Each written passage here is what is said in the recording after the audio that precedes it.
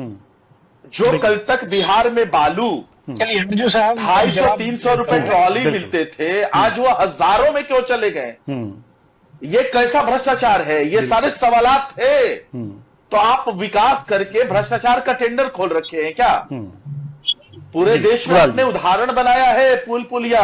जिस तरीके से बरसात में आम के पेड़ से आम नहीं टपकते, उस तरीके से बिहार में पुल पुलिया टपकते हैं। और पार्ट 2 फिर आने वाला है। बरसात अभी हुई नहीं है बिहार प्रदेश में, फिर इनका करप्शन उजागर होगा, आप देख लीजिएगा। जी बिल्कुल बिल्कुल। जी कुणाल जी, अब अर्जुन साहब सुनिए बढ़िया से, ठीक है। जिस पुल की आप बात कर रहे थे कि किलोमीटर में दरारें हैं, तो आपने शायद शशि रंजन जी के बाद में आज तक का लाइव नहीं देखा है। मैं चाहूंगा देवेंद्र बाबू से मेरा अनुरोध होगा कि अगला डिबेट उसी पे करें, मैं इनपुट दे दूंगा आपको। जी जी, जो उसका इनपुट चाहिए होगा मैं आपको दूंगा। और आपके माध्यम से मैं बताना चाहूंगा कि कैसे आरजेडी के विद्वान प्रवक्ता गलत बात को सही साबित करने का प्रयास कर रहा है। वो दरार दिखी थी जरूर, लेकिन वो दरार 2 स्लैब के बीच जो कुछ मिलीमीटर का दरार होता है, जो टेक्निकली जानबूझ के डाला होता है और उसमें फिलिंग की जाती है, तो वो दरार था जिसको बाद में एक्सप्लोर किया गया था। शशि रंजन जी का लाइव शायद मैं आर्यू जी को कहूंगा कि आप शशि रंजन पत्रकार जो है शशि भूषण जी, उनका आप जरूर देखें आज तक वाले, उन्होंने चलाया था और मैं उस वीडियो को देखा था। करीब 45 मिनट का वीडियो था जिसमें इंजीनियर्स ने उस चीज को एक्सप्लोर किया था। तो देखिए, थोड़ा सा वर्कआउट कीजिएगा तो फैक्ट गलत नहीं निकलेगा। फैक्ट निकालिए और हम लोग डिस्कशन करना चाहते हैं। रही बात शराबबंदी की बात करेंगे आप, तो शराबबंदी नहीं, रानीगंज ब्लॉक छूट गया, रानीगंज ब्लॉक छूट गया, 4 करोड़ का पुल। वहां भी आते हैं। आपका सेकेंड शराबबंदी पे था। शराबबंदी के दरमियान आपके तेजस्वी यादव जी, आदरणीय तेजस्वी यादव जी, विधानसभा में डिप्टी सीएम रहते हुए आपकी पार्टी ने 46 करोड़ 60 लाख का इलेक्ट्रोल बॉन्ड के थ्रू चंदा लिया और वो सारा का सारा चंदा शराब कंपनी से लिया गया। कहेंगे मैं उसका डेटा एसबीआई के पोर्टल पे पड़ा है, मैं निकाल के दे दूंगा।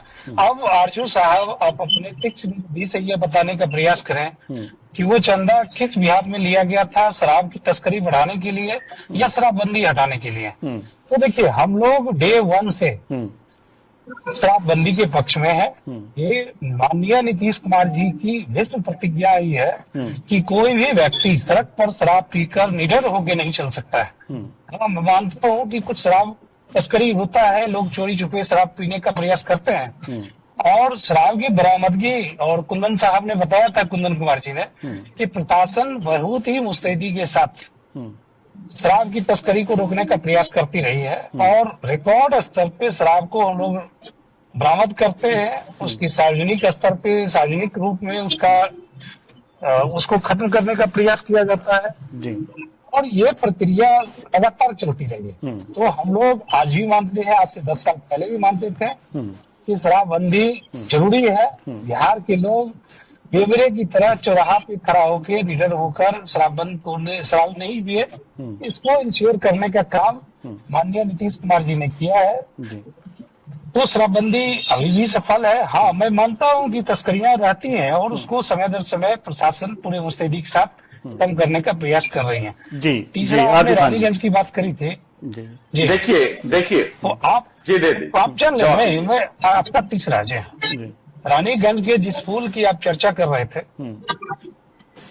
तो आपको जानकारी होगा, मैं एग्जैक्ट उस नदी का नाम नहीं बता सकता हूँ, लेकिन वो जिस जगह पे पुल बना था वो एक नदी का हिस्सा था और वो नदी सीजनल नदी है। अब हम लोग भी ग्रामीण परिवेश से आते हैं, कई सारी ऐसी नदियां होती है जो साल भर सूखी रहती है, लेकिन सप्ताह 2 सप्ताह या महीना दिन के लिए उसमें पानी आ जाता है।